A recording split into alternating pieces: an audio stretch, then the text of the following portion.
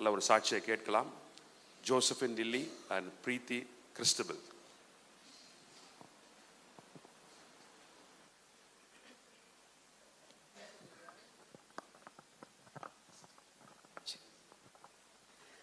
கர்த்தருடைய பரிசுத்த நாமத்துக்கு மகிமை உண்டாவதாக. எதிர்பார்க்கல, ஆக்சுவலாக டைமிங் இல்லாதனால சான்ஸ் இருக்காது அப்படின்னு சொல்லிட்டு நினச்சோம். பட் கர்த்தருக்கு ஸ்தோத்திரம். முடிஞ்ச அளவுக்கு ரொம்ப சுருக்கமாக சொல்கிறேன். ஏன்னா என்னுடைய பயணம் வந்து கிட்டத்தட்ட 18.5 years.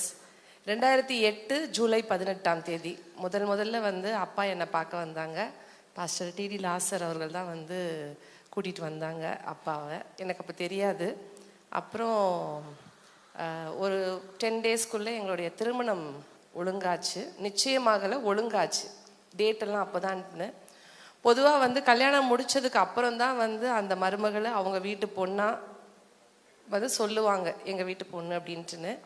ஆனால் வந்து என்னைக்கு இதுதான் உங்களுடைய நிச்சயதார்த்த டேட்டு, இதுதான் உங்களுடைய கல்யாண டேட்டுன்னு என்னைக்கு பெரியோர்கள் முடிவு பண்ணாங்களோ அன்னைக்கே அப்பா வந்து என்னை வந்து ஹோல் ஹார்ட்டடாக முழு மனதோடு இந்த குடும்பத்தில் ஒரு பொண்ணாக வந்து ஏற்றுக்கிட்டாங்க.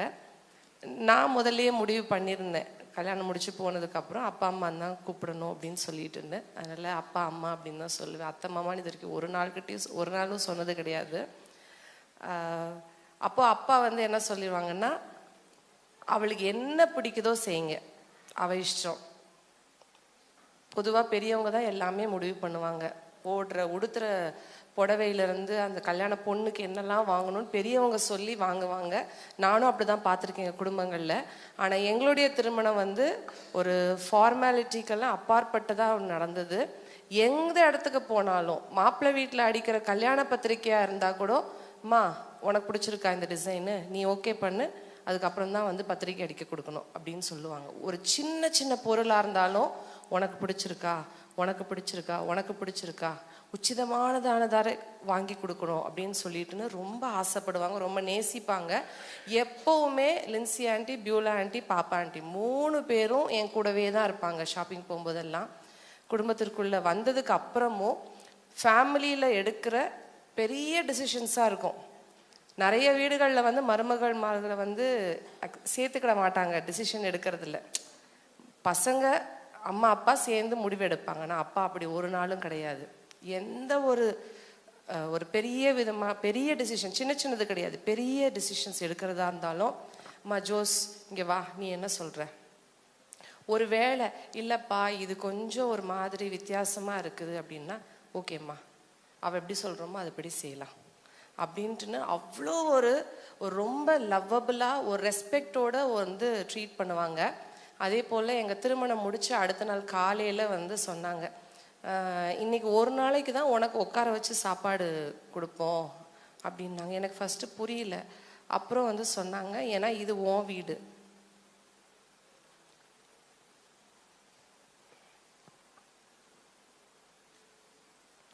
இது உன் வீடு, இனி உன் வீட்டுக்கு யாரெல்லாம் வராங்களோ அவங்கள நீ தான் வந்து கவனிக்கணும் அப்படின்னு சொல்லிட்டு சொன்னாங்க. எனக்கு அவ்வளோ ஒரு உரிமை கொடுத்துருந்தாங்க இந்த ஃபேமிலியில். அதுக்கேற்ற மாதிரி அவங்க மட்டும் இல்லை, அப்பா கூட பிறந்த எல்லா சித்தப்பா மாதிரி, அத்தை மாதிரி எல்லாருமே என்னை அவ்வளோ நேசித்தாங்க, அவ்வளோ வார்மாக வெல்கம் பண்ணாங்க. அந்த ஃபேமிலியோட வேல்யூ என்ன அப்படிங்கிறத அப்பா மூலமாக இந்த ஹோல் ஃபேமிலிக்கிட்டேருந்து தான் வந்து நான் வந்து இது பண்ணேன். ஒரு நாளும் எங்கள் மம்மி டேடியை நான் வந்து ரொம்ப மிஸ் பண்ணதே கிடையாது. பேசிப்போம், மற்றபடி ரொம்ப நானாக வந்து அங்கே போகணும் கொள்ளணும் அதெல்லாம் ஒன்றும் நினச்சது கிடையாது. ஏன்னா அவ்வளோ கம்ஃபர்ட் எனக்கு இங்கே இருந்தது.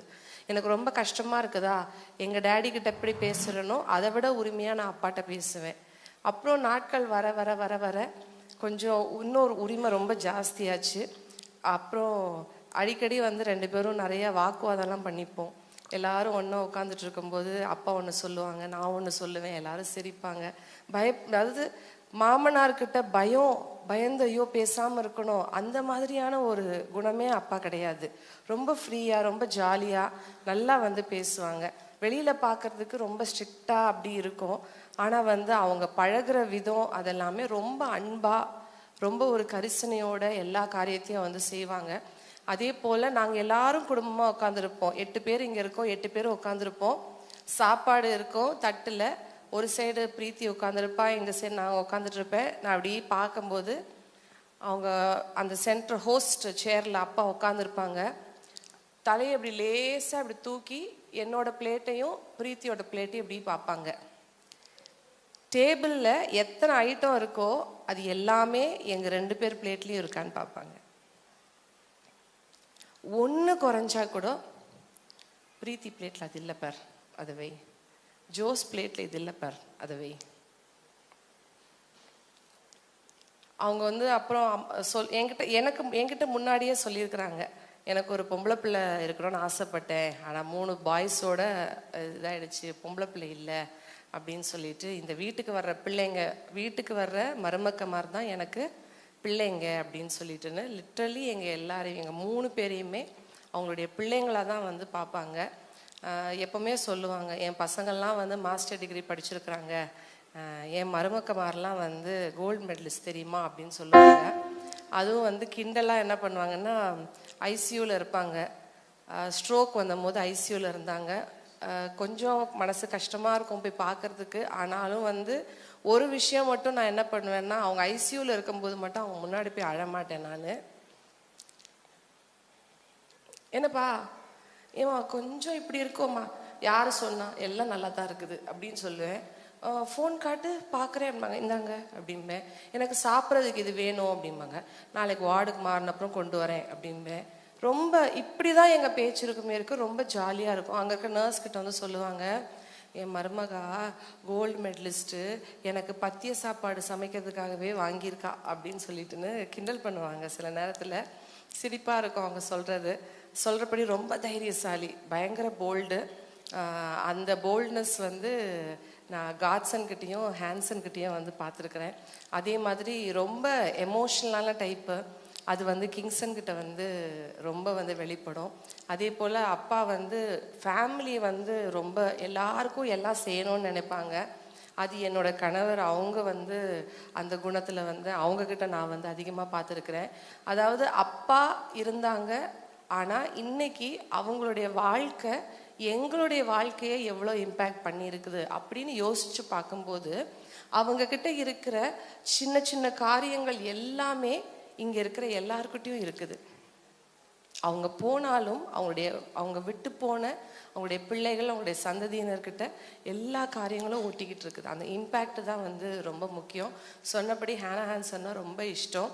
அவங்க ஒரு தடவை காரில் வரும்போது பெரிய கார் வச்சு ஹேனாவை இடிச்சிட்டாங்க. ஆல்மோஸ்ட் ஆக்சிடென்ட்டு, ரொம்ப சீரியஸாக போக வேண்டியது. ஆனால் பை காட்ஸ் கிரேஸ் ஒன்றும் இல்லை. ரொம்ப அழுதாங்க அன்னைக்கு, அவங்களால தாங்கிக்கிடவே முடியல. அப்புறம் உடனே சர்ச்சுக்கு வந்து ஜோம் பண்ணிவிட்டு ஆண்டவருக்கு நன்றி சொல்லி என் பிள்ளையை இது பண்ணதுக்கு அப்படின்ட்டுன்னு. அதே போல் ஹான்சனும் ஹேனாவும் வந்து மினிஸ்ட்ரியில் இன்னும் நல்லா வரணும்னு ரொம்ப ஆசைப்படுவாங்க. அவள் ஹேனா பாடுறதை பார்த்து ரொம்ப சந்தோஷப்படுவாங்க.